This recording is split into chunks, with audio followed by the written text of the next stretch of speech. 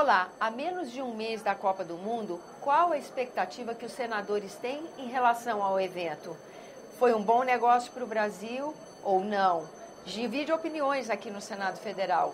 E nós vamos conversar agora com a senadora Vanessa Graziotin, que é uma apaixonada do futebol, né?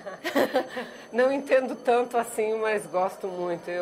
Meu maior prazer é ficar num domingo em casa assistindo uma boa partida de futebol. Gente, que legal! A senhora estava me contando aqui antes da gravação que até o estádio novo de Brasília a senhora já foi? Já fui 2 vezes aqui, já fui em Manaus, está belíssimo a Arena da Amazônia em Manaus. Sempre que posso eu vou no estádio assistir ao vivo os jogos de futebol. Que legal! E os críticos da Copa do Mundo já avançam logo em cima de estádio, que é caro, que não está bem feito, que as obras estão cheias ainda de coisa para fazer em volta. A senhora que já até frequentou os estádios da Copa, que avaliação faz? Na realidade, primeiro eu acho que eles estão querendo apagar com uma borracha essa que foi uma grande vitória do nosso país, da nossa nação, do Brasil, de ter o direito de sediar uma Copa do Mundo pela 2ª vez. Assim como foi uma outra belíssima, grandiosíssima vitória, o direito que nós temos de sediar o outro grande evento esportivo, que são as Olimpíadas. E aí eu digo o seguinte, qual é o país que não gostaria de estar no nosso lugar? De, no mesmo período, conseguir a sede dos 2 eventos mais importantes do planeta, não é? Então, eu uso inclusive um exemplo. Um dia desses foram para a França juntos, o governador do estado de São Paulo, do PSDB, um partido contrário ao governo da presidenta Dilma, e o prefeito de São Paulo, que é do partido da presidência do Partido dos Trabalhadores, o Fernando Haddad. Foram juntos para lutar para que São Paulo sediasse a Expo 2020, que é a maior exposição do planeta e do mundo, não é? E infelizmente nós perdemos para Dubai, nos Emirados Árabes, e eu estive lá há algum tempo e vi que a exposição, a Expo, será só em 2020, mas a cidade está toda enfeitada desde já. Não é? Então, não tenho dúvida nenhuma, porque uma Copa, um evento esportivo como esse, faz com que, primeiro, que você atraia investimentos para cá, você amplie o turismo, mas, além disso, de você trazer pessoas, trazer investimentos, você vai chamar a atenção do Brasil para o mundo. Atenção do mundo para o Brasil, desculpa, não é? Vai chamar a atenção. E, de fato, atenção do Brasil, porque a Copa não só é no Brasil, a Copa acontece em todas as regiões, no Sul, no Sudeste, no Norte e no Nordeste. Quando é que, em outro momento, nós viveríamos essa realidade? Tanto que há muita crítica interna, não é? Hoje elas estão até um pouco camufladas diante dessa crítica mais geral. Por que Manaus cedia uma Copa do Mundo? Manaus não tem nenhum grande time de futebol. Ora, você não sabe a nossa alegria de ver a nossa cidade estampada no mundo inteiro, não é? E lá nós teremos excelentes jogos, por exemplo, Portugal e Estados Unidos, Itália e Inglaterra. O Manaus já está na boca do mundo, porque o técnico inglês foi dizer, poxa, antes do sorteio, primeiro ele caiu no grupo da morte, né? Olha só. E segundo, caiu para jogar em Manaus. Aí ele disse, pronto, eu não queria tudo menos jogar em Manaus, porque é muito quente.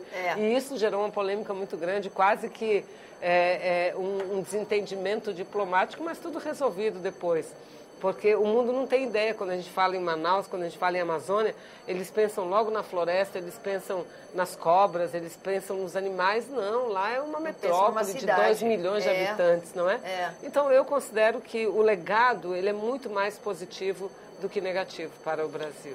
Questão do turismo que a senhora aborda aí no começo, porque os críticos do evento falam, olha, o Brasil está péssimo na mídia internacional, com todos, desde das manifestações de junho do ano passado. Então, toda vez que acontece uma questão, como foi a morte daquele cinegrafista esse ano, no mês de março, né?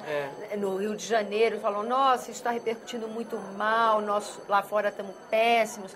Agora com esse índio que deu uma flechada num PM, numa manifestação contra a Copa, vão pensar que a gente ainda é mais atrasado do que é. O Brasil não tem condições de receber o turista, como o turista precisa ser recebido. Tudo isso vai denegrir e piorar cada vez mais nossa imagem. Não, de jeito nenhum. O Brasil ele é belo pelas suas riquezas naturais, pela sua geografia, por tudo, pela bela paisagem, nós somos um cartão postal.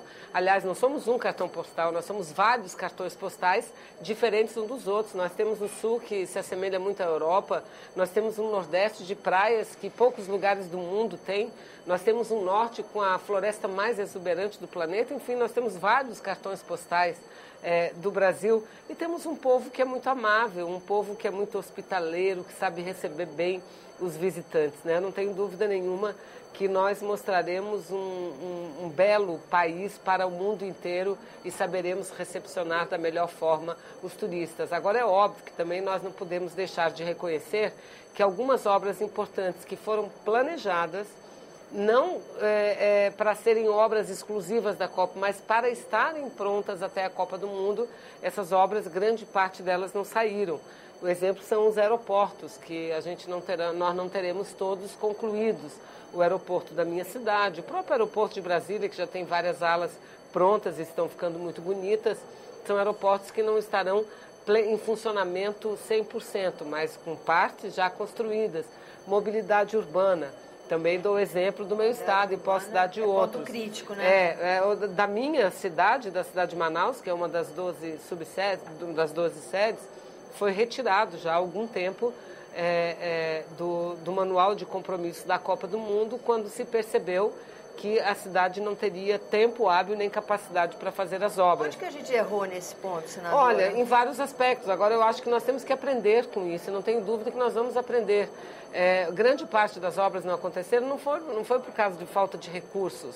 No caso do Amazonas, os recursos todos estavam disponibilizados, absolutamente todos, para o BRT, para o VLT.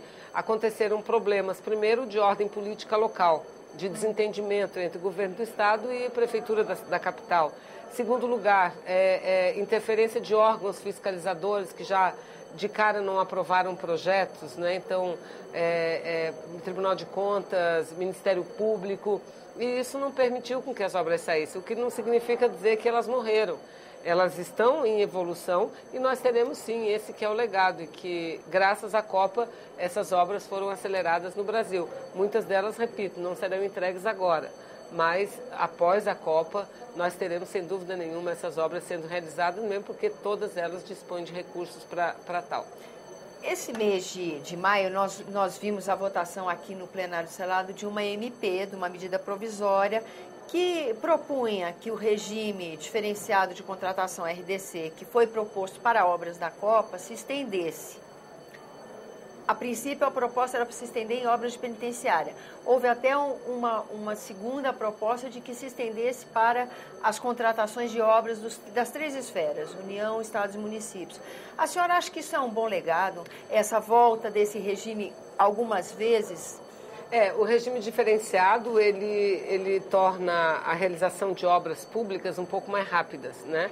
Sem que deixe de se exigir preceitos que levem em consideração a concorrência, a qualidade, o preço, né? Mas é um regime diferenciado daquele da 8.666, que é a lei... Da licitação. Exatamente, a Lei Nacional das Licitações Públicas, que servem para a União, para os estados e para os municípios. O Senado, diferente da Câmara, não acatou a emenda, porque a proposta original da presidente é regime diferenciado.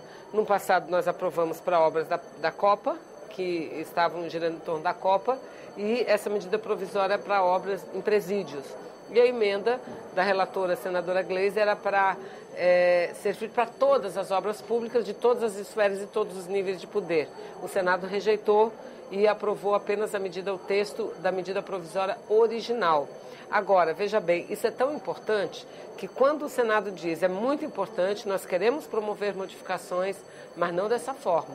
Nós queremos mudar a 8.666. Então, foi selado um acordo no Senado que projetos que já tramitam na casa, que mudam a lei das licitações, esses serão analisados rapidamente para serem aprovados. Porque, de fato, nós temos que, no Brasil, nós precisamos de uma reforma que é uma reforma de gestão. É muito moroso o poder público. Eu não acredito que para você ter a possibilidade de fiscalizar, de garantir a boa aplicação dos recursos públicos, você dependa de tanto tempo. Não dá. Tem que estar tão engessado, Não, né? tão engessado e tudo demora muito. Um processo de licitação é no mínimo 8 meses, às vezes 1 ano. Então é muito complicado. E os preços mudam, já não são mais aqueles que eram quando tudo começou, não é? Senadora, com o tempo já um pouquinho esgotado, já estourado, mas eu queria fechar aqui a nossa entrevista com uma pergunta. Nós tivemos um grande momento de celebração nacional quando se decidiu pela sede da Copa no Brasil. E tivemos o ano passado, em junho, na Copa dos Confederados, uma outra reação popular de protestos, de crítica, de reivindicação de serviço. Isso também, essa mudança de visão, essa visão mais crítica, também é um legado que a Copa vai deixar, uma cidadania mais crítica? Não, eu acho que a própria evolução dos fatos vão conquistando esses avanços, né? Que eu considero isso um avanço, porque eu não defendo apenas a democracia representativa, eu defendo a democracia participativa. O que levou milhares de pessoas às ruas ano passado, nós já sabemos, é a péssima qualidade de vida das cidades, educação que precisa melhorar, porque o Brasil vem vivendo um processo de evolução importante. Nós temos uma nova classe média no Brasil que passou a ter poder aquisitivo que antes não tinha, e essa nova classe média, ela passou a ser incluída, então ela exige um serviço melhor de saúde, um serviço melhor de educação, de transporte coletivo. Nossas cidades são um caos. Nós não temos a mobilidade urbana. A cidade ela pode ser como São Paulo, de ter mais de 20 milhões de habitantes, ou como Brasília, com 3 milhões de habitantes. É um caos. E todas as cidades de médio e grande porte no Brasil têm esse problema. Então, nós precisamos, de fato, de uma reforma urbana. E a população percebeu que ela tem poder. Então, ela precisa exercer esse poder. Eu acredito muito que quanto maior for o exercício do poder, maior será a capacidade de o Brasil evoluir, de o Brasil avançar, garantindo uma qualidade de vida melhor às pessoas. Agora, o que nós não podemos confundir, e a oposição se aproveita muito disso, os contrários a esse governo, deste momento da população, desse despertar da população, para tentar fazer comparações que nem cabe. Por exemplo, dizer que se gasta mais com Copa do que com educação não é verdade. A própria imprensa nacional, a capa do jornal Folha de São Paulo, de um dia desses, foi de que os gastos com a Copa não representam o investimento de nenhum mês na área da saúde pública no Brasil, né? Então, tem muita desinformação para a população. E desinformação que tem exatamente esse objetivo, de tentar transformar uma grande vitória, de fato é uma grande vitória, numa derrota para que possa ter repercussão no cenário político eleitoral. Muito obrigada pela sua presença aqui no nosso programa, senadora. E a você que nos acompanha, muito obrigada pela atenção. Esse é o programa Argumento, eu sou Tânia Horman e você pode participar do nosso trabalho. Envie sugestões ou críticas para 0800 61 22 11, ligação gratuita, ou acesse senado.leg.br/TV. Até a próxima.